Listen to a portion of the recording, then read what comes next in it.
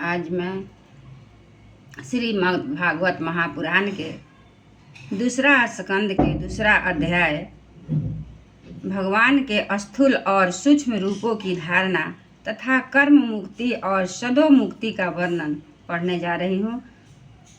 कृपया आप लोग भी इसे श्रवण करें। इसे सुनने से हमारे मन में शांति मिलती है और मोक्ष की प्राप्ति होती है तथा जो मनवांछित फल होता है वह प्राप्त होता है। इसलिए सारे लोग इसका श्रवण करें।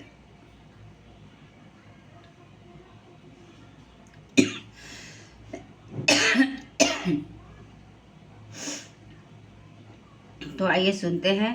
श्री सुखदेव जी कहते हैं, सृष्टि के प्रारंभ में ब्रह्मा जी ने इसी धारणा के द्वारा प्रसन्न हुए भगवान से वह सृष्टि विषयक स्मृति प्राप्त की थी जो पहले प्रलय काल में विलुप्त हो गई थी। इससे उसकी दृष्टि अमोघ और बुद्धि निश्चयात्मिका को हो गई थी। तब उन्होंने इस जगत को वैसे ही रचा जैसा कि यह प्रलय के पहले था। वेदों की वर्णन शैली ही इस प्रकार की है कि लोगों की बुद्धि स्वर्ग आदि निरर्थक नामों के फेर में फंस जाती है। क्या हो गया?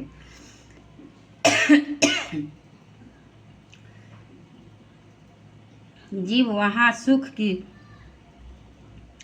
वासना से स्वप्न सा देखता हुआ भटकने लगता है, किंतु इन मायामय लोकों में कहीं भी उसे सच्चे सुख की प्राप्ति नहीं होती।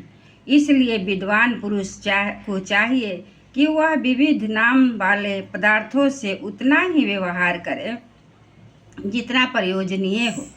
अपनी बुद्धि को उनकी निस्सारता के निश्चय से परिपूर्ण रखे और एक क्षण के लिए भी असावधान न हो।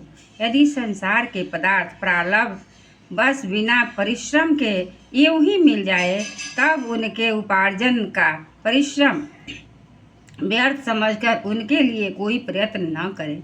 जब जमीन पर सोने से काम चल जाता है, तब पलंग के लिए प्रयत्न करने से क्या प्रयोजन। जब भुजाएं अपने को भगवान की कृपा से स्वयं ही मिली हुई है, तब तकिया का क्या आवश्यकता। जब अंजलि से काम चल जा सकता है, तब बहुत से बर्तन क्यों बटोरे।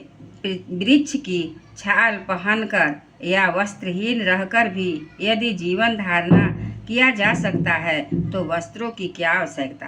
पहनने को क्या रास्तों में चिथड़े नहीं हैं। भूख लगने पर दूसरों के लिए ही शरीर धारण करने वाले वृक्ष और फल फूल की भिक्षा नहीं देते। जब चाहने वालों के लिए नदियाँ तथा क्या बिल्कुल सूख गई है। रहने के लिए क्या पहाड़ों की गुफाएं बंद कर दी गई है। अरे भाई, सब न सही, क्या भगवान भी अपने शरणागतों की रक्षा नहीं करते। ऐसी स्थिति में बुद्धिमान लोग भी धन के नशे में चूर घमंडी धनियों की चापलूसी क्यों करते हैं। इस प्रकार विरक्त हो जाने पर अपने हृदय में नित्य विराजमान स्वतः सिद्ध आत्मस्वरूप परम प्रियतम परम सत्य को अनंत भगवान हैं, बड़े प्रेम और आनंद से दृढ़ निश्चय करके उन्हीं का भजन करें, क्योंकि उनके भजन से जन्म मृत्यु के चक्कर में डालने वाले अज्ञान का नाश हो जाता है।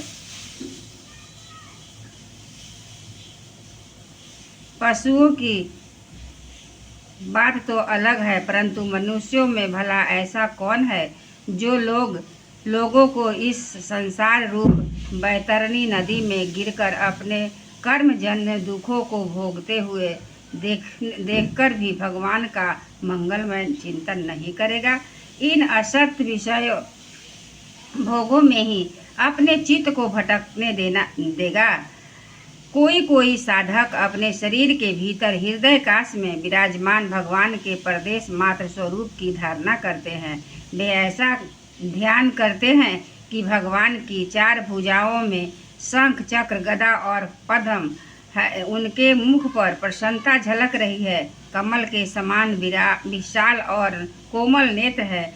कदम्ब के पुष्प की केसर के समान पीला वस्त्र धारण किए हुए हैं। भुजाओं में श्रेष्ठ रत्नों से जड़े हुए सोने के बाजूबंद शोभायमान है।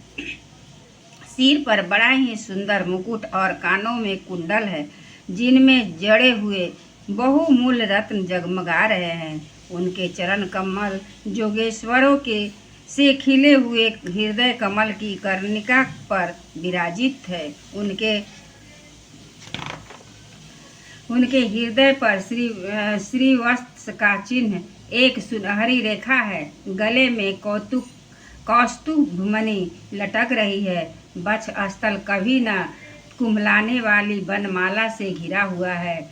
वे कमर में करधनी, अंगुलियों में बहुमूल्य अंगूठी, चरणों में नुपुर और हाथों में कंगन आदि आभूषण धारण किए हुए हैं। उनके बालों की लटें बहुत चिकनी, निर्मल, घुंघराली और नीली है। उनका मुख कमल मंद मंद मुस्काने से खिल रहा है।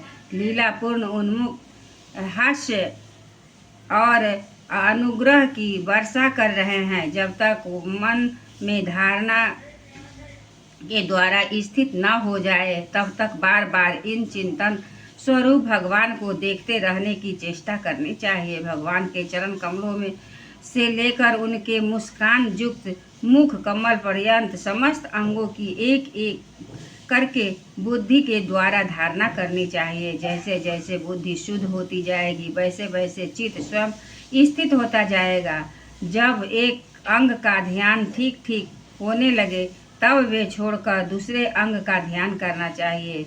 ये विशेश्वर भगवान दृष्टि नहीं, दृष्टा है। भगवान सगुण निर्गुण सब गुण इन्हीं का स्वरूप है। जब तक इनमें अनन्य प्रेममय भक्ति योग न आ जाए, तब तक साधक को नित्य नैमित्तिक कर्मों के एकाग्रता से भगवान के उपयुक्त स्थूल स्वरूप की चिंतन करना चाहिए।